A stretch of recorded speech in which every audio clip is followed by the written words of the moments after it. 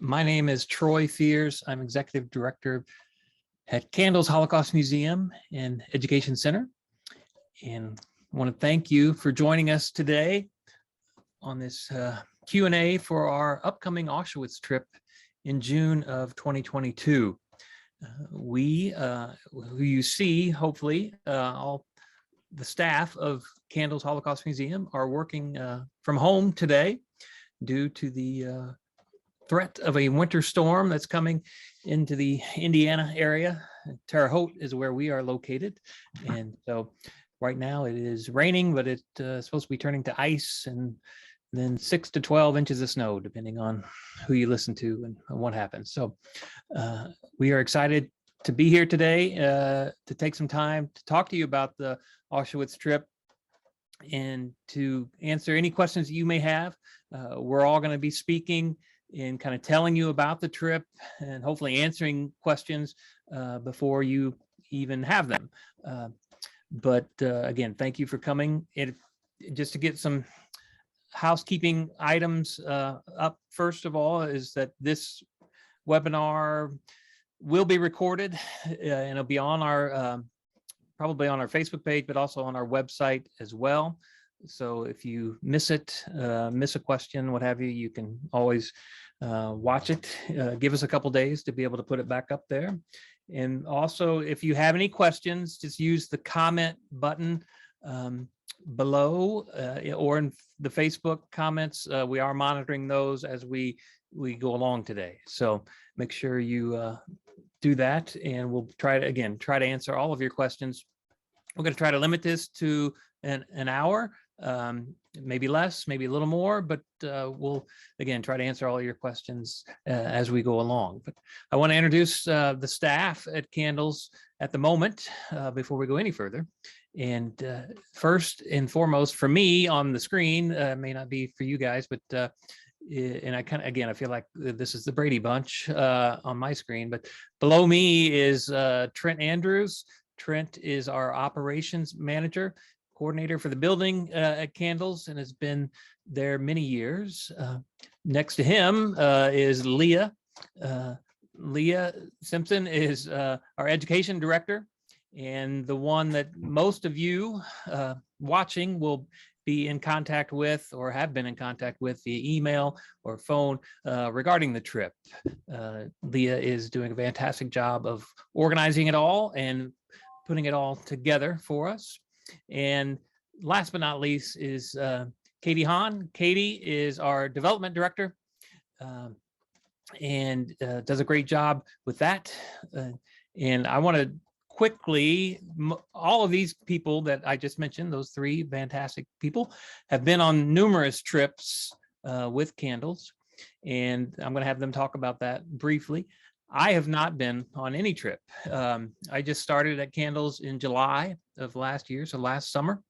I did go on one trip. I'm sorry, we did go on Kansas City in late July of last year, but I've not been to Auschwitz or Poland. So I am very excited, probably just excited as you are at home watching this about the upcoming trip, and really looking forward to meeting all of you and going to this historic site. And really, from everything that everyone tells me, it's a life-changing event. And so I can't wait for that. And but I would like to spend a few minutes for each of these folks to kind of introduce themselves and then tell you about, again, how many trips they've been on and what they think is the best part about the trips. And before we get into kind of the details of this year's trip. So Trent, we'll start with you, if you don't mind.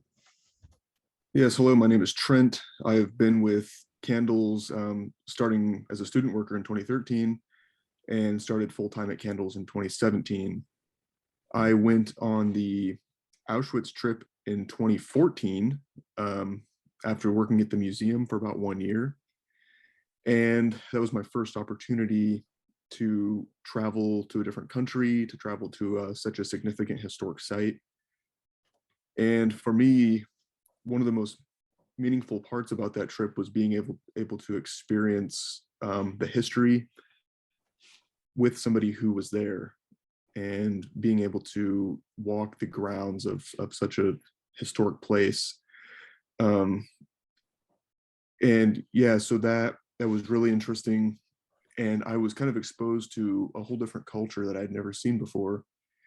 But my first trip was more about of the historical aspect. I went to Auschwitz again in 2019 on trip A, and with the trip A in 2019, I was able to kind of experience more of the culture of Poland and Europe, as well as go into the historical sites such as Auschwitz and Plaszow with more background information. So I went knowing a little bit more than I did in 2014, and I was able to kind of absorb the information a little bit better. I also went with Candles on a trip in 2016 to Romania and Hungary to visit Eva's home village of Ports, Romania, and to visit different historical sites throughout Romania and in Budapest, Hungary. All right, thank you, Trent. Leah, how about you? Hi, I've been on, I don't know, 5 or 6 trips with Candles, but I've also been to Auschwitz without Candles with a group of teachers. It's a different experience every single time I go. I take away something new that I've learned, but I really think my favorite part is really meeting the people that I travel with, because it's you all that continue to share this legacy and share this message. And so I think that's my favorite part as a former educator, to continue to educate people who share and continue to educate people. Like Eva always says, it's the ripple. And so keep it going and keep the message alive. Great, thank you. Catie. Hi, everybody. My name is Catie, and I have been on 5 Candles trips, 3 summer trips and 2 winter trips. Probably my favorite part of going on this trip is, like Leah mentioned, every time I take away something different than I did the previous time, and it allows me to continue growing personally. But one of my favorite parts of going on this trip is getting to witness this historical site. It's very different experiencing these sites in person compared to just learning about them and reading about them. It's a lot harder to not necessarily ignore, but it's hard to distance yourself from the history when you're right there. So you truly do absorb and feel a whole gamut of emotions, and I feel like it really takes that learning to a whole new level for you personally. All right, thank you guys. Yeah, and Catie and Trent and myself will be joining us and joining you guys on the trip this summer. We are excited, obviously, to be doing that. And as I mentioned, I'm very excited for my first time around. And the 3 of us and all the staff, all of us really are looking forward to getting to know all of you and your situations and hearing about your history and your desire and interest in wanting to go with us to Poland. We can't thank you enough for wanting to travel with Candles. And so again, we're going to dive into some questions. And one of the most popular questions that we think, and I want to address it kind of right off, is unfortunately in this day and age, we have to talk about COVID. I never thought we'd have to talk about it 2+ years after it began, but we are. And just so all of you know, we as a staff and our board is constantly updating and watching the COVID protocols around the world, and they're constantly changing, to be honest with you. So what is happening now could be totally different come June or come even March. So at the moment, and our board of directors has said that if anyone wants to travel on any of our trips, they must be vaccinated. So for this trip, you will have to have received your 2nd dose or your 1st dose of J&J by June the 3rd. So keep that in mind. You need at least your 2nd dose or the 1st dose of J&J vaccine by June the 3rd.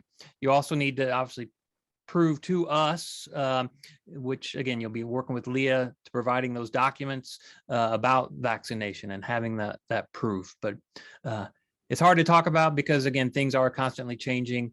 We will be addressing it as we go and monitoring it and keep you all informed as we move along this process. But the main thing for you to understand is that, yes, you do have to be vaccinated to attend the trip with us, and that you have to be vaccinated by that June the 3rd timeline. So just keep that in mind. Some other questions as we go through and just kind of the details of the trip. It will take place in June 18th through the 26th. Again, most of you, I'm assuming, kind of know this, but to do the complete travel option, which includes an economy class flight from Chicago, it is $3,995. If you're going to do a land only option, meaning you're going to fly yourself there, somehow you're going to get there, it is $2,690, and that is where you arrange your own travel to and from Poland. There is a $600 non-refundable deposit that is required to secure your spot on this trip. So again, all of that is in our packet of information. You should understand that, but and registration will remain open until the March 11th date. So March 11th of 2022 is when folks have time to register for this trip. And the full trip balance is to be paid in full by that March 11th deadline. So it's kind of, again, things to remember, things to understand. It's all laid out in the trip packet information and the application that you should have already received, or is on our website. So make sure you deal with that or understand that. And again, if you have any questions, let us know, not just today during this Q&A, but at any time. You can obviously email or call us at Candles, and we're more than happy to answer any questions that you may have. But a lot of questions pertain to passports and flying. And so Catie's going to talk a little bit more about that and get you all squared away on what you're going to need prior to flying with us. Thanks, Troy. Okay, so diving into some logistics about passports. So whenever you travel with Candles, your passport is your proof of American citizenship, and it is required for international travel. So most countries insist that passports be valid for at least 6 months beyond the conclusion of your trip. So if you are traveling with us on this summer trip, that date will be December 26th, 2022. So you will want to make sure that your passport is good through December 26th of 2022. If not, you will then need to get it renewed in order to travel with us. Per the U.S. Department of State, currently, the routine processing for a passport, whether you are applying new or renewing, that timeline is looking to be about 8 to 11 weeks, and expedited processing for an additional fee is about 5 to 7. That may give or take. Not sure how that's actually playing out currently at the moment, but that is straight from the U.S. Department of State. So if you do not currently have a passport, we encourage you to get one as soon as possible, get that process started. Another logistic is that you must send Candles a copy of your passport by May 1st, and this must include your full name as it appears on your passport. So just a heads up on some of those logistics about passports. Oftentimes, whenever people travel with us, we recommend that they make a few copies of their passport. So we will recommend that you make a copy to leave at home, a copy to have with you on your person as you are traveling. Just in the case that if you lost your passport, these copies would help you speed up that process to get a new one issued to you. And so we also recommend that you email yourself a copy of your passport. This can also help in the case that something were to happen to those paper copies as well. We always recommend just kind of having those backup things for yourself, just because sometimes international travel can be tricky. And this is also great advice if this is your first time traveling internationally. I I am a little biased, but I feel our staff does a great job of taking care of everybody and, just making sure that we help go through all the potentials with you so that way you feel a little bit more comfortable traveling. I know my first time traveling internationally was with Candles in the summer of 2017, and it was a great experience. So moving on now to flying. So if you purchase the complete travel option for your trip, this will include your flights with Candles, and we will be flying with Lufthansa Airlines. We have had great experiences with Lufthansa. Their food is really not that bad for an airline. So it's always a great experience with them, and we hope you will feel the same if you're traveling with us through the complete travel option. So if you do take those flights with Candles, you will be flying from Chicago, Illinois to Munich, Germany. And that's where we'll have our first stop. That is typically between an 8 to 9 hour flight. And then from Munich, we will fly to Poland. And that's typically about, what would you say, guys? Like a 2-hour trip? 3 hour? Yeah, so it's not too long of a leg to finally get to Poland. And so oftentimes, one of the biggest questions we get is about your baggage allowance. Oftentimes, you get one checked item, one carry-on item, and one personal item to keep with you in the plane. And you can find all of those dimensions either on Lufthansa Airlines website, but we will also include this information in a newsletter that we send out to all of our trip participants about a month or two in advance of the trip. So don't worry if you miss some of this information, it will come to you, no worries. Let me see if there's anything else. Anything else you guys can think of for flying or passports? I don't think so, Catie, but I will say that, obviously communicating with you guys who are joining the trip is important to us. Our number one goal is to make sure you have a great experience, and we are here to serve you for this trip. So we will be communicating, as Catie mentioned. You'll be getting newsletters, you'll be getting emails from Leah, myself, probably all of us at some point in time prior to the trip. But the one question that I ask, as again, I've never been, is what do I pack? What do I wear? What's it going to be like there in June? And Catie was talking about the suitcases, and I think it's a 50-pound limit for one suitcase. And if you're like me, packing is somewhat of a chore because I think I might wear that.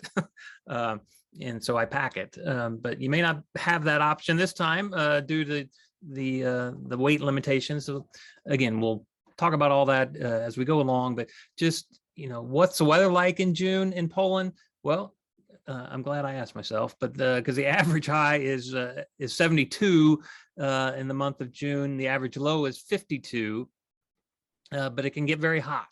From what I've been told, similar to probably the Midwest here in America. It's going to get, could get up into the 80s, into the 90s in June, even higher. So, and there's, we're going to be doing a lot of walking.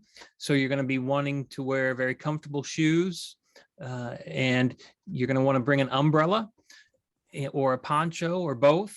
The umbrella could be used obviously for rain, but it could also be used to help give you some shade as well. So, because there are very few areas that have shade, and Leah, again, we'll kind of be talking about that in a little bit, but so an umbrella, a small umbrella would be great, a rain poncho, because these trips, when we go to Auschwitz 1 and Auschwitz-Birkenau, they're rain or shine. We are going no matter what, and we are outside the majority of that time. So because we are outside, obviously you're going to want to wear some light clothing. You're going to obviously want to pack for every day of the trip, but you're going to want to wear some comfortable clothing, maybe some layering. It may be cool in the morning and then get hot in the afternoon. So you're going to want to kind of layer. So you want to make sure, as Catie said, you're always going to want to pack, obviously, your passport. They're going to have that with you.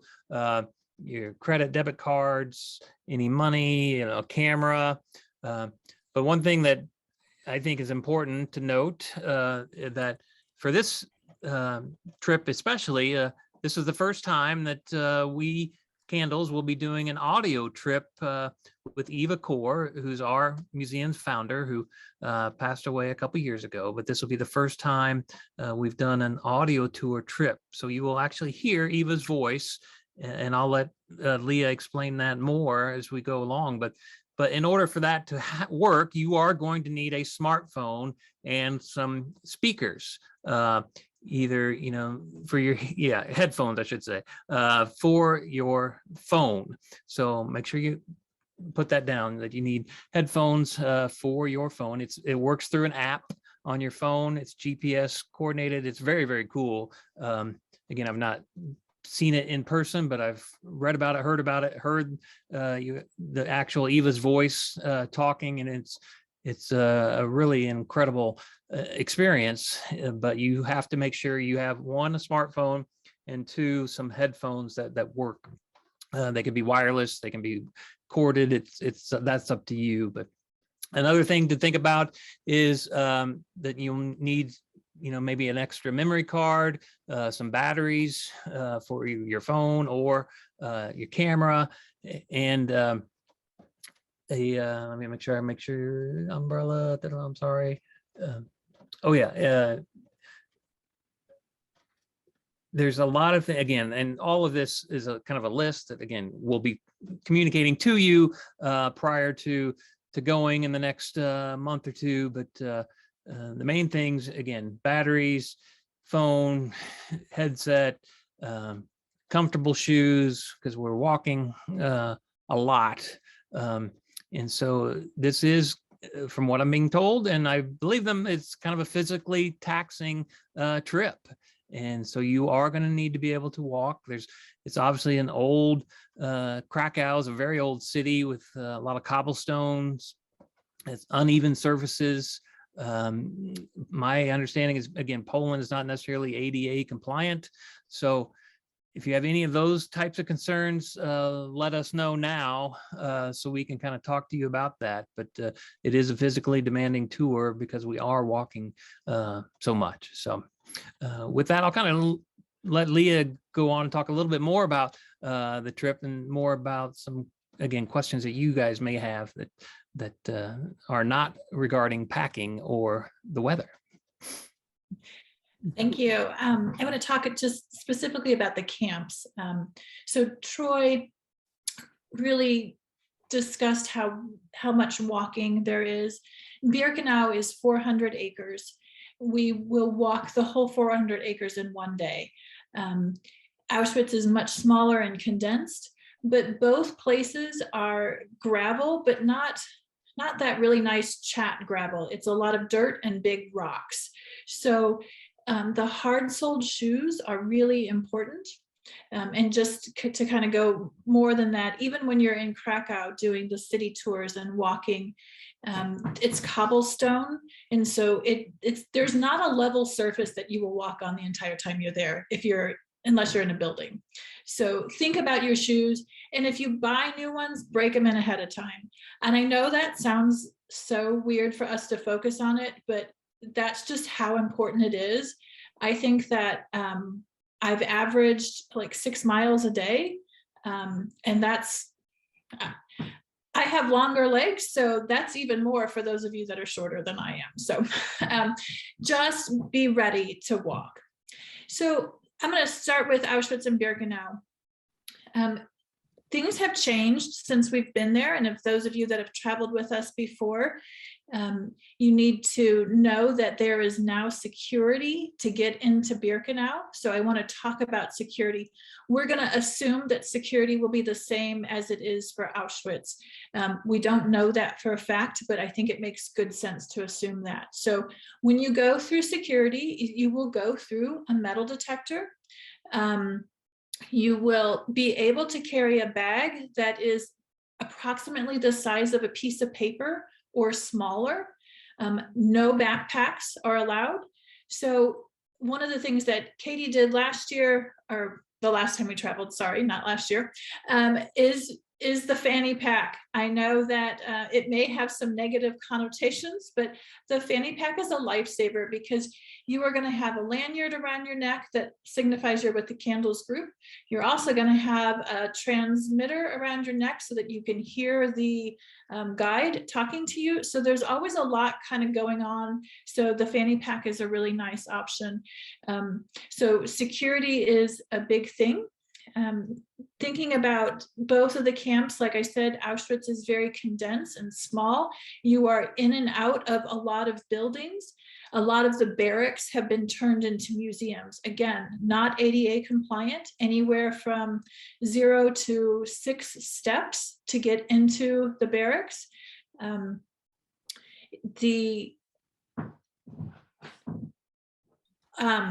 Sorry, so many things going through my head. And just thinking about Birkenau, you still go in and out of a few buildings, but it's more walking outside. There are very few trees in Birkenau, so there's not a lot of shade. I purchased an umbrella in Krakow so that I could use it to protect myself from the sun. That summer happened to be a heat wave and it was very, very hot. So think about layers, light, loose layers when you pack. Talking about Auschwitz itself and Birkenau, it is sacred ground. And so there are some expected behaviors on Auschwitz. You are to be quietly respectful. Conversations and passing and laughter should be kept very low. When we were traveling with Eva, we got a little bit of leeway because she was Eva, but we don't have her with us anymore. So you do have to be really respectful of your surroundings. Cell phones, of course, you'll need them to take pictures or for the audio tour, but try to keep the ringtones or anything like that set on silent. And then photographing, there are specific places within the camps that it will say, you may not photograph here. Please be respectful. 2 examples are the building that has all of the artifacts. So for example, the hair, this is human life. These are victims of the greatest atrocity of the 20th century, and we're not allowed to photograph that. Also, there are no photographs within the gas chambers. There, you can go through, isn't that correct? Catie, you're looking at me like I'm...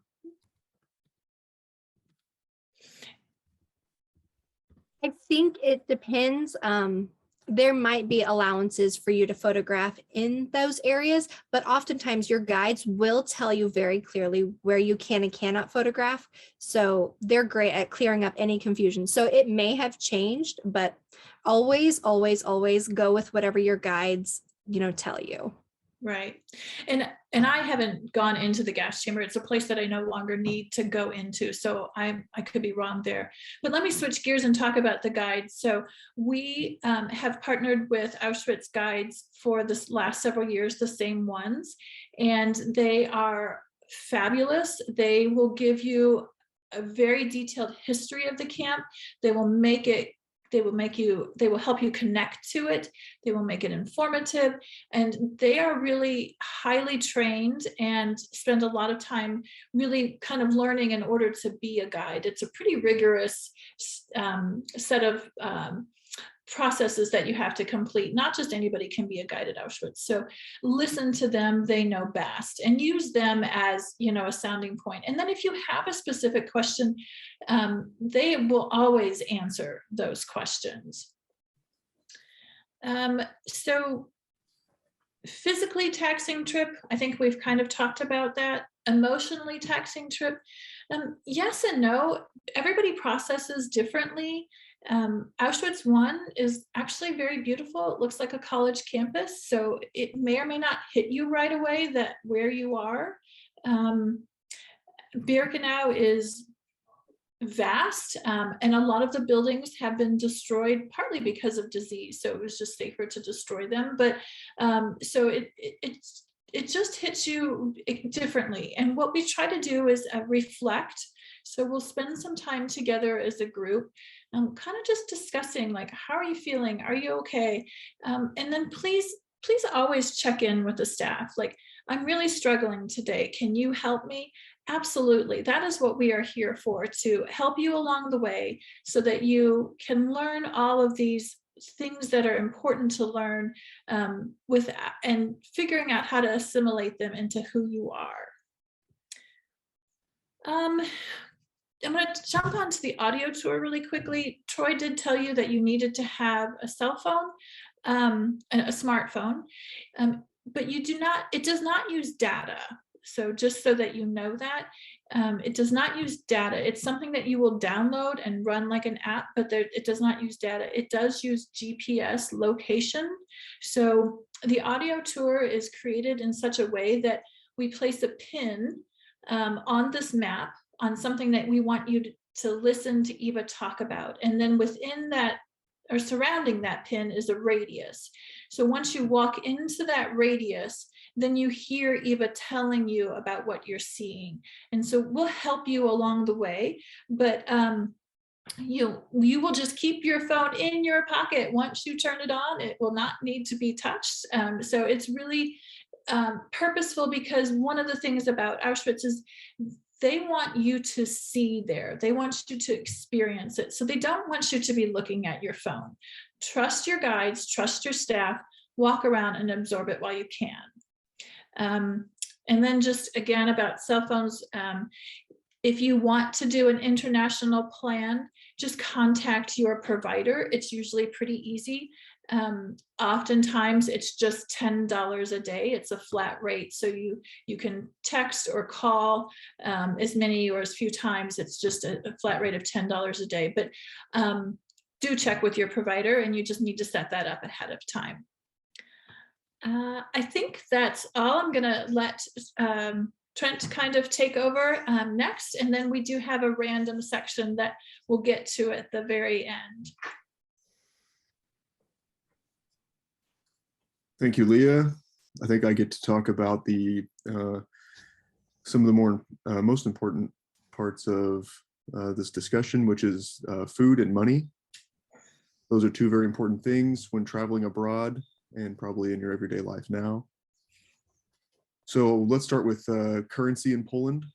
The Polish unit of currency is called the zloty, and it is abbreviated PLN. You'll probably see PLN in Poland as often as you do perhaps USD or even a dollar sign here. Just like the US dollar, the zloty is broken up into units of 100. Those units are called grosze. And currently the exchange rate from Polish zloty to US dollar is, today's exchange rate is 4.06 PLN per $1 US dollar. So for every $1 that you exchange, ideally you will get 4.06 PLN. Keep in mind, in Poland, coins are much more common than they are in the United States. It's actually common to see many people with coin purses because they do have coins that equal 1, 2, and 5 zloty. As here in the United States, we only have coins that equal less than $1. In Poland, they use coins 1, 2, and 5 for zlotys, and they also have the grosze is broken up into 1, 2, 5, 10, 20, and 50 grosze. So be prepared to be handling a lot of coins. And I have found that most merchants prefer if you can pay with coins or pay in smaller denominations. I had purchased some things from a few small grocery stores or convenience stores, and they kind of frown at you whenever you pay with, you pay for something that's 2 zloty with a $100 zloty note. They don't really like it that much. So my advice is to make change as often as you can, and your merchants will appreciate that. There are a few different ways that you can exchange money. You can, of course, do that here in the United States before you leave. Using your bank, the bank can probably exchange money for you. I personally like to use AAA travel agency. They usually have pretty good exchange rates, but keep in mind, most banks or AAA locations will not have zloty on hand, PLN on hand, so you may have to wait. I believe I usually wait about 1 to 2 weeks for that money to come in. If you don't want to exchange the United States, you'll have the opportunity to do that at the airport as well, but that is not recommended. The airport will give you the worst exchange rate, typically closer to 2 zloty per dollar. And you don't want that. You want to get as many zloty per dollar as you can. The hotel that we're staying in Krakow does have an exchange station directly across the street. Those exchange stations are commonly called Cantor exchange stations. Throughout Poland, you will see the word Cantor all over the place, and that is a place where you can exchange money. Do keep in mind that every Cantor is independently operated, and they will all offer different exchange rates depending on where you are. Usually depending on how much of a tourist destination that is. The more tourist location it is, the worse of an exchange rate you will get. But the one across from the hotel is generally pretty good. I've gotten good exchange rates from that one before. If you don't want to use cash in Poland, you can always use your credit card. Now, I will say that it may be a little trickier using a credit card if you have a Discover or American Express. Those are not always widely accepted in Poland, but Visa and MasterCard are more widely accepted at almost every merchant.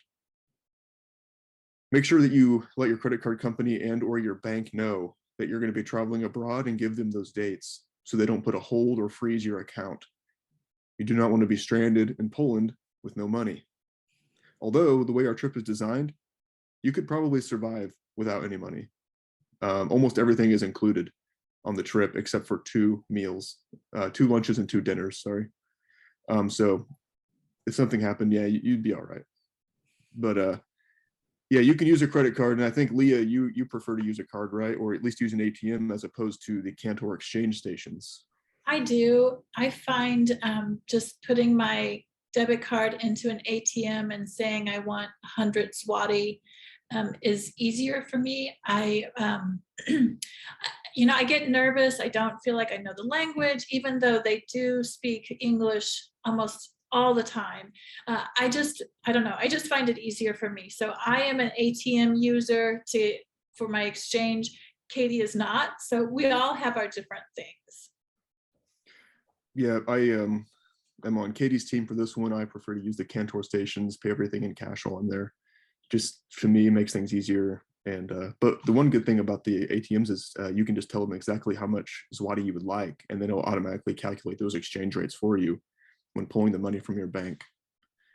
If you are going to use a card, just make sure, like I said, let your credit card company or your bank know where you're going to be. And you should also always have an emergency phone number on hand for that bank or credit card company in case something does happen. That way you can call them and get it resolved as quickly as possible.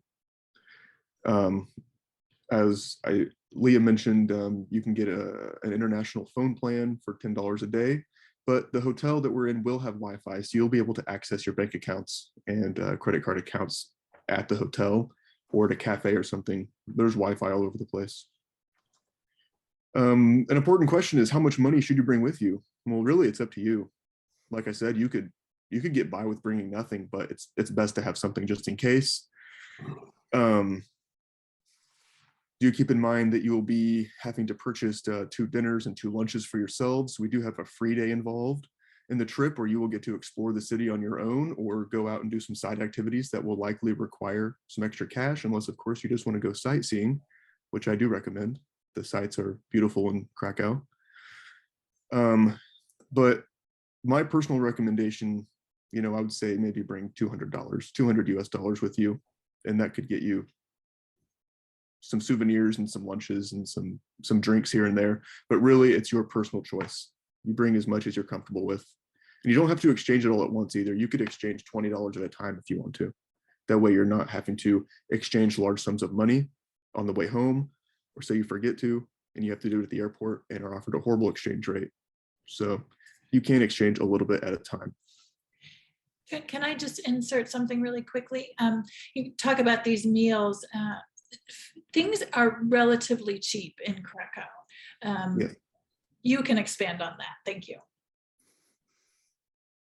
Yeah, so in Krakow, most things are very affordable, more so than you would find here in a medium-sized city in the United States. I mean, you're looking at what, maybe 10 to 20 zloty for a lunch, maybe 30 zloty for a dinner. And if you use those exchange rates, you're looking at, you know, anywhere from $5 to $15 for a meal. Drinks typically run anywhere from 2 to 5 zloty. And you may ask, how does tipping work in Poland if when you do go out on your own for evening drinks or for a lunch on your free day? What should you do with tips? Well, any meals that are included as part of our package, we will take care of those tips for all those restaurants and meals. But if you're on your own, typically you can tip about 10 to 15%, as you would do in the United States. And yeah, you want to tip based off of the service that you've been given. If you were given exceptional service, then you can choose to give an exceptional tip. One thing to note is when you do collect your check at the end of your meal or something like that, a way to signify somebody to keep the change is to say thank you upon handing them the money, or in Polish, dziękuję. If you tell somebody thank you or dziękuję upon payment, they will likely not bring your change back to you because you have signified that you would like them to keep the change. So keep that in mind, but it's something you can think about. While we're talking about food here, there are a few different things you need to know about eating in Poland. They can be, Polish restaurants can be very accommodating to your food allergies, and Candles will keep those in mind as well during our scheduled meals. Everybody's allergies will be taken into account based off of your registration packet, and we'll make sure each restaurant knows about your food allergies before preparing your meals. I will say that Polish food can be very heavy on meat and potatoes. That is just the truth. If I remember correctly, like half the meals that I had there probably were a pork product and potatoes. Of course, you can opt for chicken. They do have amazing soups. Soup options are great. And a few things to know here in Europe, and I've noticed in Krakow as well, eating a meal, even for lunch, like a quick lunch, is a very leisurely experience. It's not something you should get in a hurry to do. They want you to sit down and enjoy the experience, socialize. They don't typically want you to hurry up and grab a hamburger, eat it as fast as you can, and run off to the next thing. Eating in Krakow is more about the experience and the social interaction. So keep that in mind and just sit down and enjoy the experience. Let's see here. Keep in mind if you like iced tea. I know it's very popular where we are in Indiana and most parts of the United States. Iced tea is not something you will find easily in Poland. If you ask for tea, you will likely get hot tea. But that's part of the experience, and you should definitely try that. Ice cubes are not easy to come by in Krakow, or maybe in Europe in general. And all of your drinks will be served at room temperature, or chilled if they were refrigerated. And you can ask for ice, but don't expect to get a lot of ice. And it may even cost you extra to have ice included with your drink. Water as well. Yes, the water is served room temperature. And you may pay extra for it. It's not something that is offered for free like it is at most restaurants here in the United States. A few more quick things before I conclude this section on food, and that is a few highlights here and things you guys need to look out for when you're in Krakow. First off, there are vendors all over the streets. As you're walking to your destinations or taking the city tour, you're going to see a lot of vendors selling bagels and donuts and baked goods. You know, you should be curious and try these things. There's some of them are really great. I think bagels are a staple in Poland, and you can find them at every kiosk. There's one thing in particular that I think is important, and that is, I believe the pronunciation is Lodi or Lodi, and that is Polish ice cream. There's one location in particular that we'll be visiting, which is the salt mine. And the salt mine just happens to have the best ice cream. You have to get the chocolate swirl. You just have to do it, trust me. And then there's the single most important food item when exploring the city at nighttime, after having a few evening drinks, is an item called zapiekanka, also known as Polish pizza. It is amazing. Everybody needs to try it at least once. And essentially what it is an open-faced sandwich, typically with mushrooms and cheese, but you can modify the toppings to your liking. And it makes the perfect snack for a walk back to the hotel. These are some things you should keep in mind when Candles has a free day, or when you, the travelers, have a free day. And I believe Catie is going to talk about that free day now. Yes, thanks, Trent. So the day before we leave Krakow is typically the Saturday, and we allow our trip participants to have a free day to do whatever they please. Some decide to sleep until noon because they've had such a heavy physical week. Some choose to travel to other cities nearby to go explore other authentic Holocaust sites, or some will decide to venture over to the Oskar Schindler factory and museum to check out all of its neat things that it offers. So truly that free day is a whatever you would like to do. One option that we try to put together, depending on how many trip participants are interested, is a trip to a little mountain town or village called Zakopane. So it is another small tourist town within the mountains nearby, and the price of this little trip will be put together based on how many other people in our group are interested in going. But it's usually very reasonable, less than $50 US. So that is always something to kind of keep in mind if you are thinking about how much money to bring is your free day.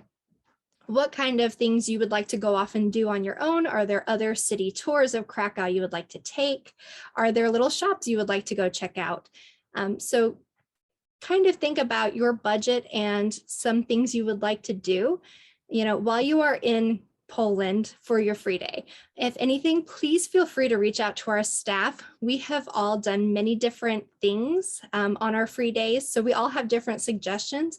Just reach out and we would be happy to, give any suggestions or, help you find something that you're looking for. And same of, asking the staff while we are actually there. We are always happy to offer suggestions. So our free day truly is a choose your own adventure, decide what you would like to experience on our last day before we head back home. And again, always ask our staff or our guides. Everybody has great suggestions for you. And I'm going to jump in one quick time before Troy closes us out. I would be remiss if I didn't take a minute to talk about the donuts. Sorry, pączki are Polish donuts. The traditional pączki is a jelly-filled donut, and it's full of rose flavored jelly. It is delightful. It is the first thing that Catie and I and Jessica, you'll meet her, do when we get to Poland, is we find a pączki. So you must try it for me since I'm not going this year. Thank you. Troy. Yeah, thanks, Leah. And that's really one of the top reasons why I am going is to try the donuts. And I can't believe Trent didn't actually mention that, but all kidding aside, that sounds amazing right about now. But yeah, so if you have any comments, again, we've been monitoring your comments, but type it in now as we kind of wrap this up. And if we don't know the answer, we'll be sure to get back with you. But Has been said before by myself and all the staff, we are here to make sure you have a great experience and a great trip. It really is, somebody put in the comment, it is a sense of community, those people that go on this trip. And I am, again, relatively new, but we have alumni events where we have trip alumni come, and I always get jealous just meeting these people and hearing them tell the stories and to talk about their experiences. A couple things that we haven't talked about, and again, I hope we've addressed most of your questions, but the one that we didn't talk about that you may have is we do recommend you purchase a international adapter to charge your phone or hair dryer, what have you. European electricity is different than United States. So check into that. If you purchase, and you can get one for like $20 off of Amazon, but it's an international adapter. So you can, again, charge what you need to be charged. My understanding is, and I'm not an electrician, but European runs on 220 volts, where United States, we are 110. So they may not be compatible, but if you buy this adapter, you should be all set.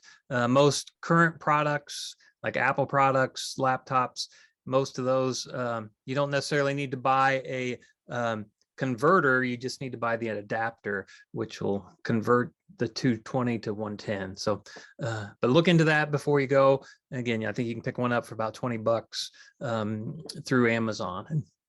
Another exciting part about this trip, which we haven't mentioned, again, one is the audio tour, which is going to be fantastic. But Alex Core, Eva Core's son, will be joining us on the trip.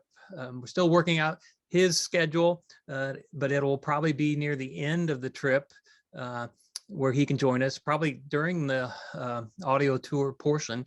And he will be speaking probably in the evenings or on the bus ride home back from Auschwitz about his mom's experience and her road to forgiveness and her story. So that's a key part of the trip as well. And we have a couple other guest speakers that we're hoping to get lined up for the trip, prior to the trip. And again, we will let you know all of those details before we get there. But as we wrap this up, we just want to thank you for being here. Again, I started off with COVID and we'll kind of end with COVID, that we are constantly monitoring that.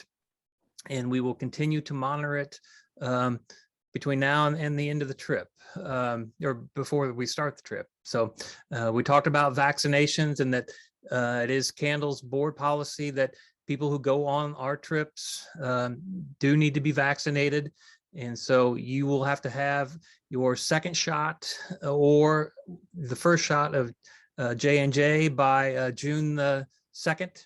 Excuse me, I'm going to make sure that's right. Yes, June the 2nd, to be able to attend, or June the 3rd, excuse me, to attend this trip. So make sure you do that. And then obviously you have to provide us with a copy that you've done that of your vaccination card. So, we didn't talk about mask, but you may masking again between now and June. We don't know what masking requirements will be. Right at the moment, you're going to need a mask to fly on the plane. But so think about that as far as you may want to bring an extra mask or two, depending on, again, where you go, what the policies are between now and then. But again, we are excited to be able to help you and to go on this trip with you. If you have any questions, our email, they are long, but they're relatively easy. It's our first names. So Troy, Trent, Leah, and Catie, but mine is Troy, and then at candlesholocaustmuseum.org. So it's our first names and then at candlesholocaustmuseum.org. Pretty simple. You can go on our website to find out more information and find out our emails as well. But you'll be hearing from Leah soon. We need to, again, registration is up and is going until March the 11th. And we hope to, again, answer any of your questions that you have prior to that before you register. There are some scholarship opportunities available. That information is on our website as well. I believe those are due near the end of the month, and we will make those decisions as to who gets the scholarships and inform those people at the 1st of March. So it seems like a long way away, especially as it's starting to snow here in Indiana, but it'll be here before we know it. So again, I hope this was helpful to you, and I hope that we're able to answer some of your questions and get you as excited to go on the trip as we are. And again, feel free to reach out to us at any time in the next few months, and get ready, because we're going to Poland, and it's going to be exciting to have you on board. So again, thank you for joining us, and we hope to see you soon.